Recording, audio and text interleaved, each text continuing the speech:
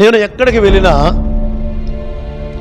Bus ప్రయాణంలో Bible తీసుకెళ్ళిపోతాను. ఇట్లే అందరికి కనబడేట్టుగా చూపించుకుంటూ వెళ్ళిపోతాను నేను బస్సులో కూడా. బైబిల్ అంటే ఏంటంటే మన జీవితాలు మార్చే గ్రంథం కదా, మత గ్రంథం కాదుగా. బతుకులు మార్చే గ్రంథము, జీవితాలు మార్చే గ్రంథము. ఎక్కడికి వెళ్ళినట్లు బైబిల్ పట్టుకుని వెళ్ళిపోతా ఉంటాను.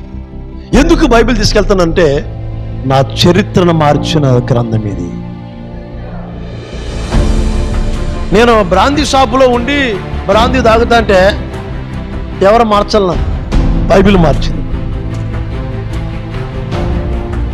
నన్ను మార్చిన గ్రంథం అండి. నేను ఎందుకు భయపడాలా?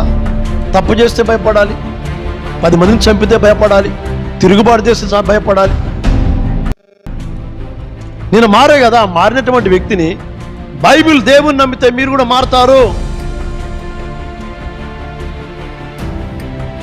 నేను దారిలో వెళ్ళేటప్పుడు నన్ను అప్పుడప్పుడు ఆఫ్ చేస్తూ ఉంటారు పోలీసు వాళ్ళు. సిఐ గారు, ఎస్ఐ గారు, పోలీస్ డిపార్ట్మెంట్ కోనవరం సైడ్ వెళ్ళేటప్పుడు, చింతూరు సైడ్ వెళ్ళేటప్పుడు ఆఫ్ చేసినప్పుడు టక్కన స్పీడ్కి దిగి ముందు నేను ఏం చేస్తానంటే బైబిల్ తీసుకుంటాను, కొత్త నిబంధన బైబిల్.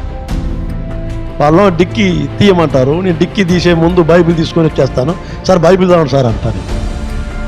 మీరు పాస్టర్ అని. అవును సార్, దేవుడు నమ్మరు సార్, దేవుడు రక్షిస్తారు.